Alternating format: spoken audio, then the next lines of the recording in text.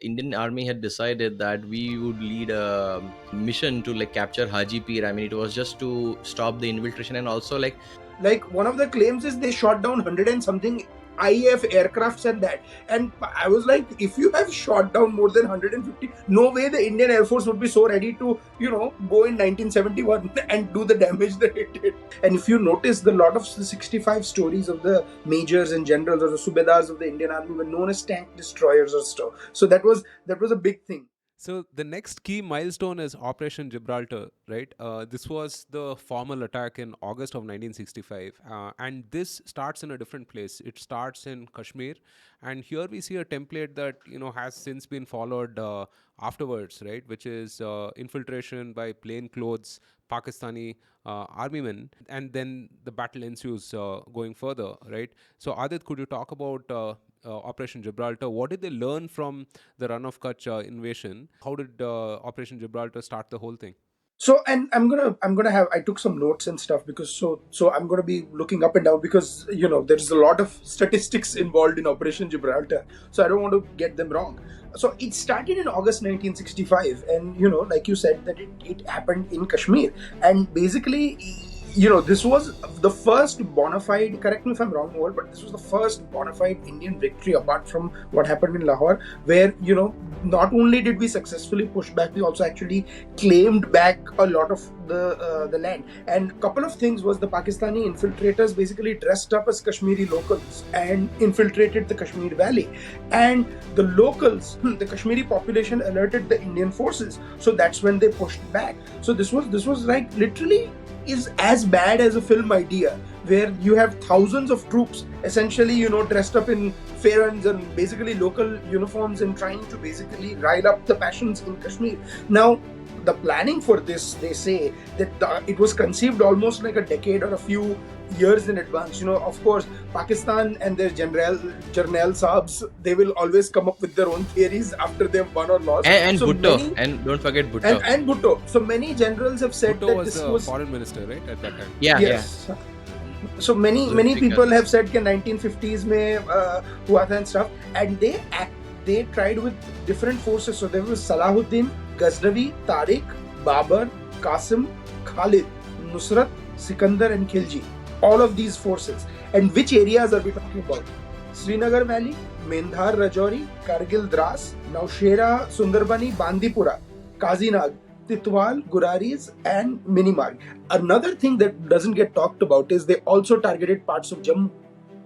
It's not just Kashmir. And this is, again, we are talking about the pre-National Highway 1 connecting Srinagar to Leh. So what impact would have that done to Ladakh?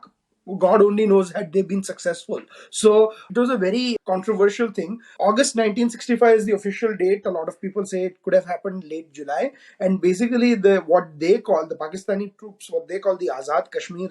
Now, here is where the controversial takes start, right? According to India, about 30,000 of them showed up. According to Pakistanis, only 7,000 showed up.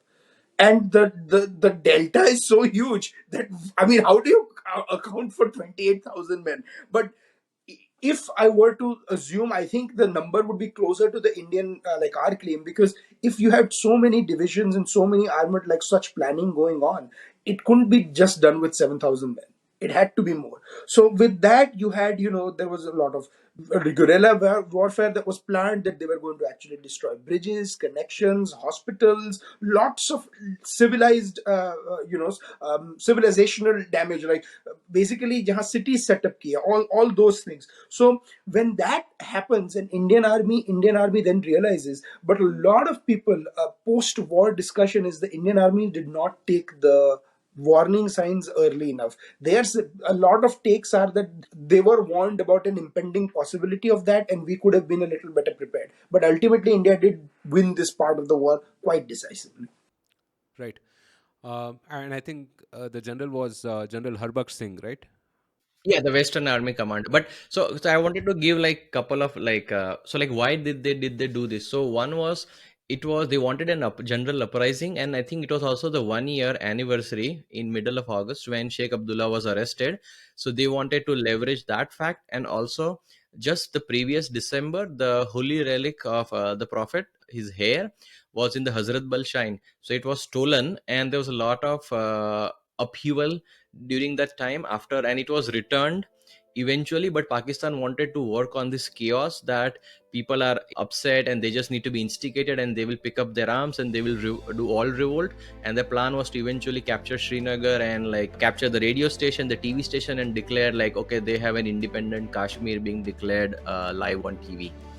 But their plans, like what happened, like very early into the of Gibraltar, like a young shepherd called Muhammad Din, he was paid rupees 400 by the infiltrators to keep quiet, and like they were asking for like directions. And but like he got suspicious, and like he informed the local police. There was another shepherd also, I think, and they informed, and I think the army started the operations maybe like couple of days after the infiltration. And I think they started rounding up, and all the escape routes were closed down. And I think one of the other things that Adit was mentioning, that we did capture territory, was the famous capture of Haji Pir Pass. So if you look at on the map of Haji Pir, I think it's like a big bulge which protrudes into the Indian sector. I think that's where all the infiltration, especially into the valley, even as of today, like it's a peak. Because like a Uri and Punch, like where the infiltration used to take place. So what Indian Army had decided, that we would lead a mission to like capture Haji Pir. I mean, it was just to stop the infiltration, and also like once the Indian Army got to its act together, I mean, a lot of the infiltrators were escaping back to Pakistan. So they wanted to not only stop the inflows but also stop the outflow, and just capture or round up as many of them as possible.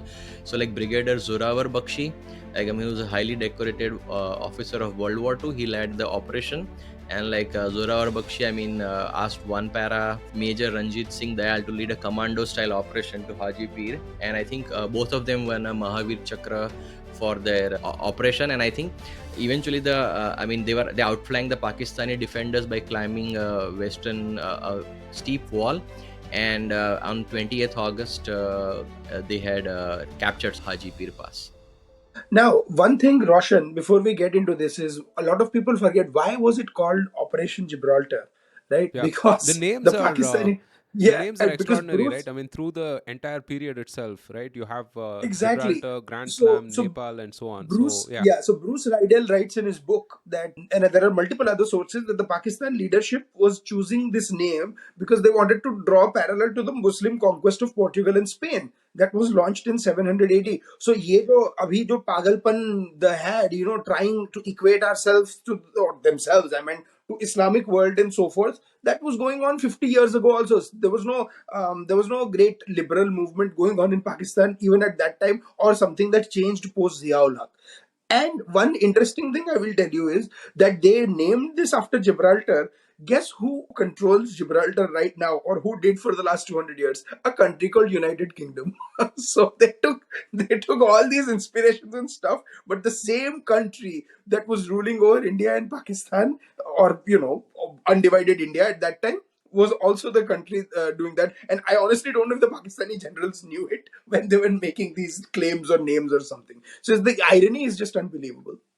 well, history is very subjective, at least when it comes to Pakistan, right? I mean, they have their own If theories you call about it history or their version, like you other actually version. on, and I would urge people to read articles or even go to the Wikipedia page and see this wonderful little table that I saw 2 days ago when I was researching for the podcast, which says Pakistani claims, and they are absolutely hilarious. Like one of the claims is they shot down 100 and something IAF aircrafts and that. And I was like, if you have shot down more than 150, no way the Indian Air Force would be so ready to, go in 1971 and do the damage that it did. So it is, I mean, the in claims are Pakistan, so like funny. I mean, all the wars are declared as victories, though they didn't win any of the wars. And like, I mean, we'll come to like September 6th is declared as Lahore Defense Day, so. I No, sorry, I didn't mean to interrupt you, Roshan, this but was I a had to no, no. give This was this. a fun tangent for sure, and I'm sure that there will be many other fun tangents for us to go down, right? Because this is it is one such period like that, right? So, but to summarize, Operation Gibraltar was launched in Kashmir, and the Indian forces, although may have not been as well prepared, have knocked them back, right? I mean, now this is the status at this point, but the Pakistanis don't stop. They double down with Operation Grand Slam, right? And they march towards Aknur. So what happens now, Mohal? Yeah, so I think they didn't. um, foresee, like they thought like Operation Gibraltar would be like a pretty well success, and Operation Grand Slam would be the mopping up operation where they could take over Kashmir once it has been liberated by the freedom fighters, and there is an uprising in the Kashmir Valley. So eventually they found out that the Op Gibraltar, I mean, and they didn't never expected Indians to capture the Haji Pir Pass and even the 13620 and Black Rocks that were given away. The ceasefire, they were again recaptured, and Pakistan were again found wanting to not be able to defend this. So eventually they had to take the initiative back because they were losing the initiative once the Op Gibraltar fizzled out. Eventually they targeted an area called Lakhnur in the Chamjoria region. So basically, I mean, they had a better lay of the land approaching this. India, it was just lightly defended. It was like not easy to reach. I mean, it was a 191 brigade versus was just lightly defended. So on 1st September, they launched Operation Grand Slam with a whole division, and this was by Akhtar Hussain Malik. He launches it, and this was supposedly a brainchild of Yahya Khan. I mean, even Musa Khan, the Pakistan chief of army staff, was later reported to have said that he was opposed to this operation.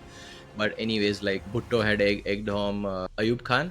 I mean, even Ayub Khan had famously said that the Hindu morale would not stand up to like the fight of the Pakistani. A couple of hard blows, and basically they will like wither away, kind of. I mean, sorry, I'm paraphrasing it very badly here.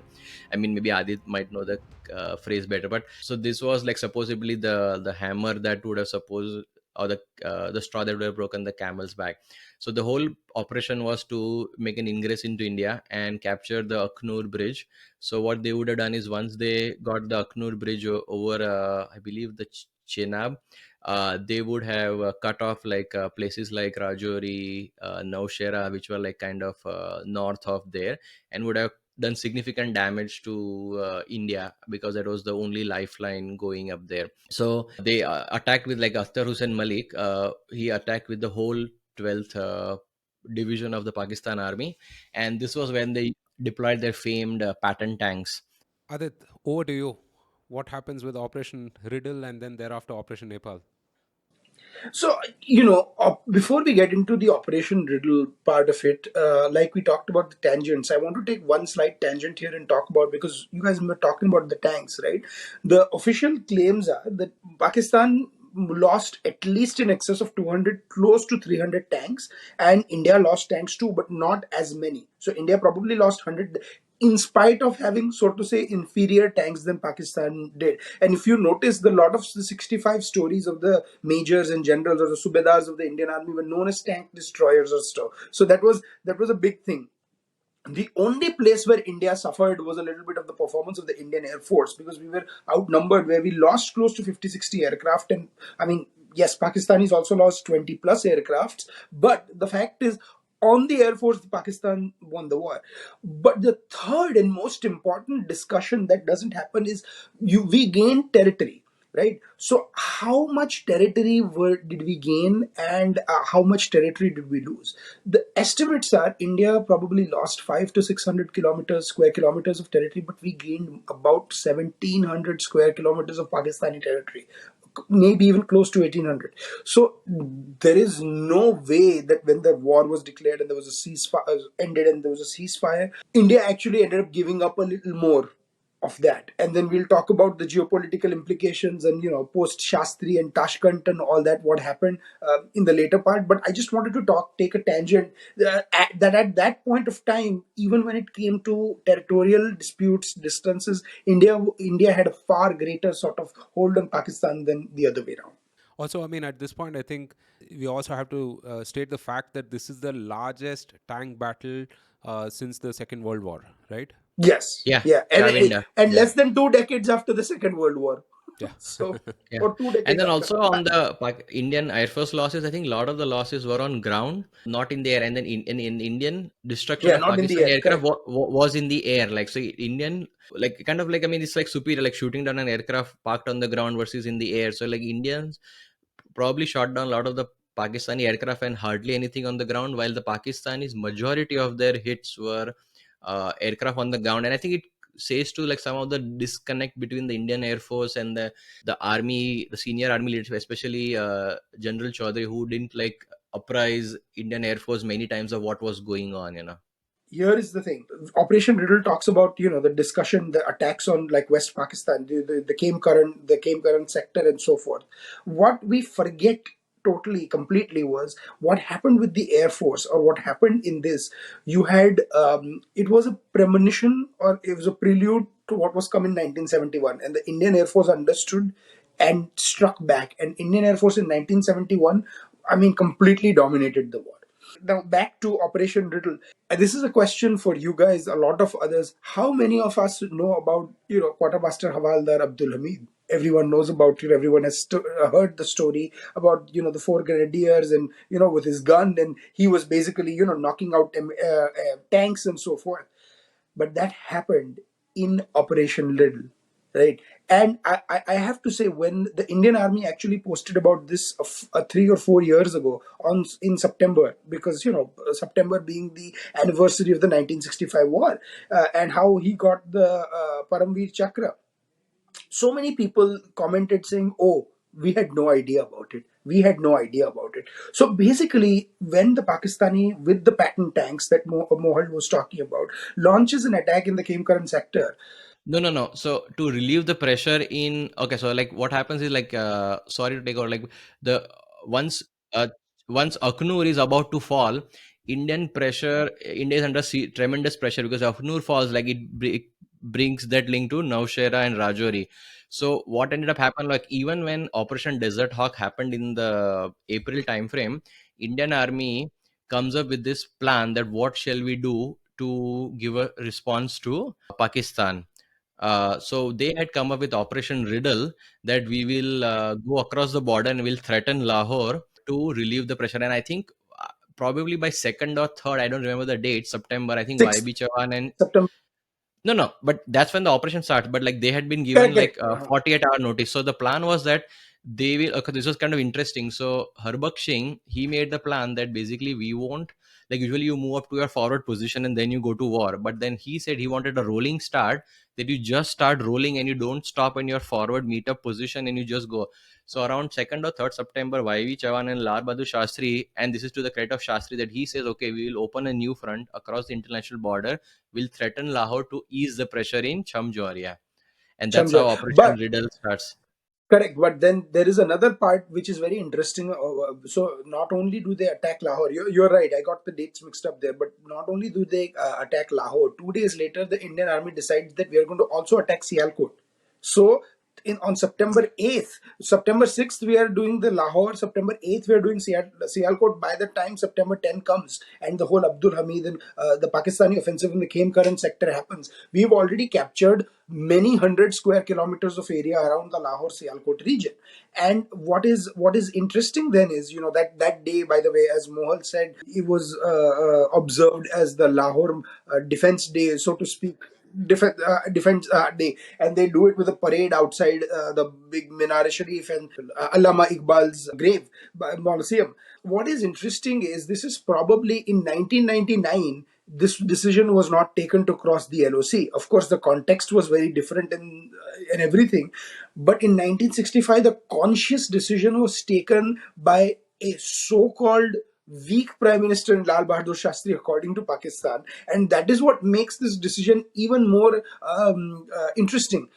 Yeah, because between the Nehruvian, I think that was the first time India broke away from the Nehruvian consensus. Because in 1962 we were just so shocked that, oh, China ऐसा कर कैसे सकता है, after we did the principle of Panchsheel and said that our big brother should go to the UN instead of us, right?